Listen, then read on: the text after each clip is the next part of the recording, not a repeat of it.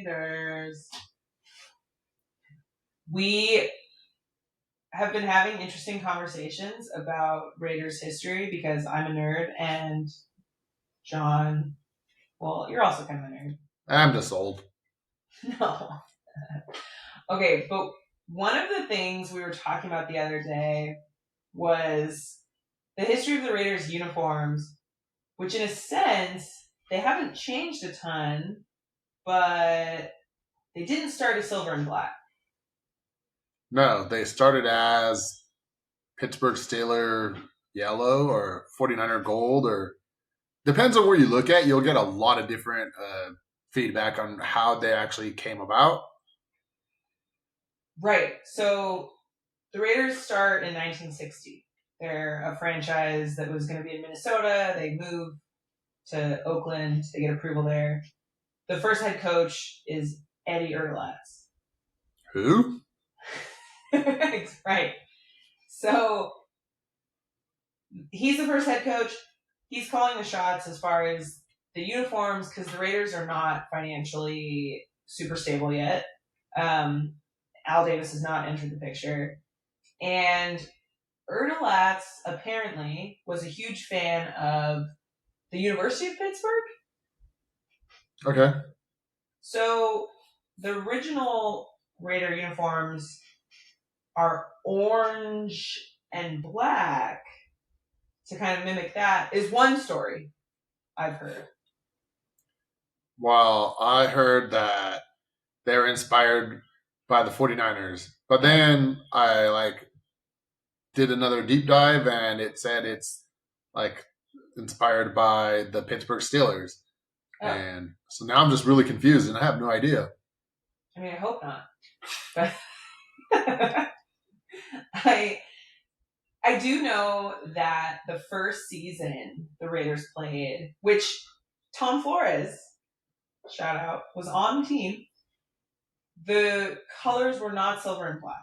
They were gold and black, and they were hand-me-downs from the University of the Pacific. And where would the University of the Pacific be? It is in Stockton, California. Shout out Central Valley. So they had hand-me-downs from some local college? Pretty much. Just a community college? Or is it a community? No, University of. Okay, no, never mind. It's a 4-year college, but very local. Tom Flores is an alum. And a couple of other people. I think Hugh Jackson went there, too. Hugh Jackson City. Wow. Yeah. So, University of the Pacific creating a powerhouse for the Raiders. But you had a really cool story about when Al Davis finally entered and got the Raiders into the black. Well, it wasn't necessarily in the beginning, but back when Reebok had the contract to provide the jerseys or all the NFL apparel, they made everything, like the pants, the jerseys, all the shirts, the jackets. But then when Nike took over, the jerseys, they became very different. And a lot of people were saying, oh, you have to be buff to wear these jerseys. And there was a lot of blowback when they first came out. But the crazy thing that a lot of people don't really know is when Nike made the pants, they were gray. And Al Davis looked at them and said, we wear silver and black, not gray and black. He refused to accept them. And he actually went as far as having his players wear Reebok pants with a Nike jersey to start off the first year. Whoa. Yeah, he was like, no, we're not gray and black. We're silver and black. That's right. That's right, Mr. Davis. Yeah, I thought that was pretty wild, and that's straight the renegade that Al Davis was. He's not putting up with gray and black. They better be silver. Can you, first of all, shout out Al Davis against the NFL and then becoming the commissioner? That's a power move. Can you imagine if Al Davis was around for this latest Fanatics debacle with the MLB uniform pants being see-through? I think as long as it's silver, I don't think he would care. He's like, I don't care if they can see your underwear. Yeah, like you better have silver underwear on. Like, rip your pants. Unless you don't, or if you don't rip your pants, you're not playing hard enough. Like John Madden used to, when he was commentating, he would like measure the sweat coming down the linemen, and he's like, "You see, he worked really hard today," and he'd like highlight the sweat marks. Ew. Well, I mean, when you're like 300 pounds and you're like playing all day, and unless it's like 40 degrees, you're gonna build up a sweat. Yeah, no, that's true. I mean, even in these most recent games that we've watched on TV, like in the Steelers or even like in New England, the Snow Bowl situations, I'm like, I would be in so many layers, and there are players literally just like in t-shirts in effect, but they're obviously working a lot harder than I am. Yeah, just a little bit. Just, yeah. Well, that's a cool story. The other thing that I think is funny, a lot of people know that the Raiders, for a very brief stint, were the Senors. Senor. The Senors. Well, should we tell them about your dad? Yeah. Oh my god, yeah. Whoa. Okay. Don't attack me, desk. All right. We're at an Italian restaurant having dinner, and like Jem's sister, she wanted some sweetener for her tea, and the waiter just like completely walks by again. Yeah, not giving us any attention. And so Jem's dad's like, "Senor," which, oh my god, I immediately was like, but it did work. Yeah, because the guy came and was like, "Yeah, how can I help you?" And he goes, I need some sweetener for her tea." And then the rest of the time, they were more attentive, I have to say. Yeah, but everybody at the table was like, "Don't do that." Yeah, oh my gosh! Shout out to restaurant workers. All right, so before I interrupted you, you were saying about the senors. Well, speaking of senors, seamless transition. When the Raiders were the Senors, a lot of people know we didn't have a shield on our logo initially. It was like a football shaped kind of logo with the face and we can argue over who is the face later, but when they were the Senors, they actually had a mustache on the logo for a brief stint. They should have had the big hat. Yeah. Yeah, that would have.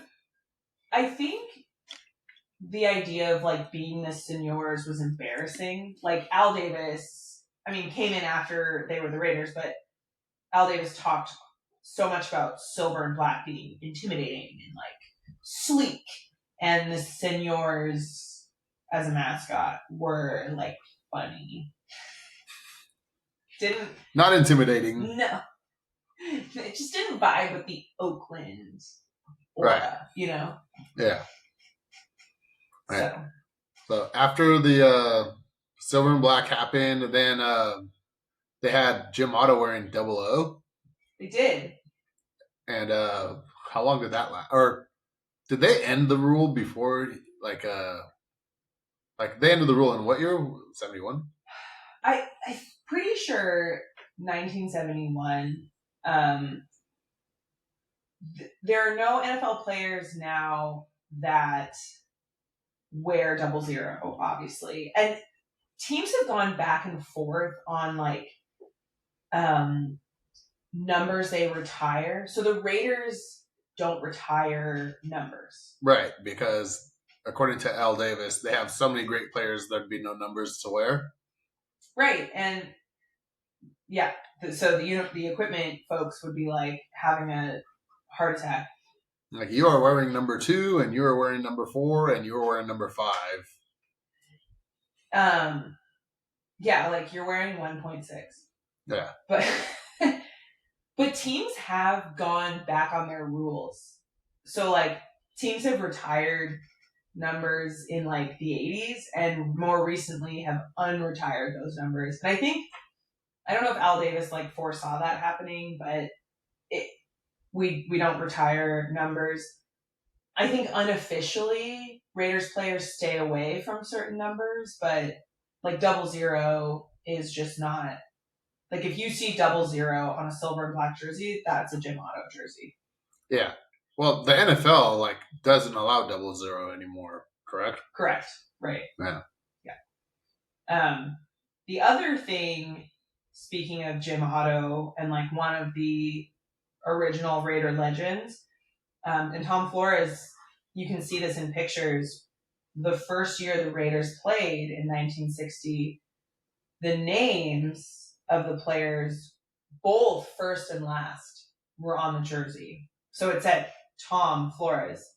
Weirdly, I found a trading card the other day of Tom Flores, and it said Thomas Flores. Ooh. Yeah, it was kind of weird. And you were telling me that the jerseys didn't originally have names on them to begin with? Yeah, so.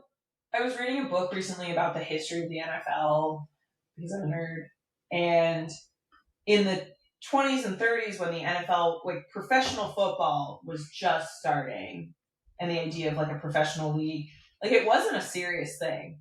The owner of the Bears and Packers and the Giants kind of were the original people that like wanted to see this thing happen. And obviously in the 20s and 30s, TV wasn't a thing.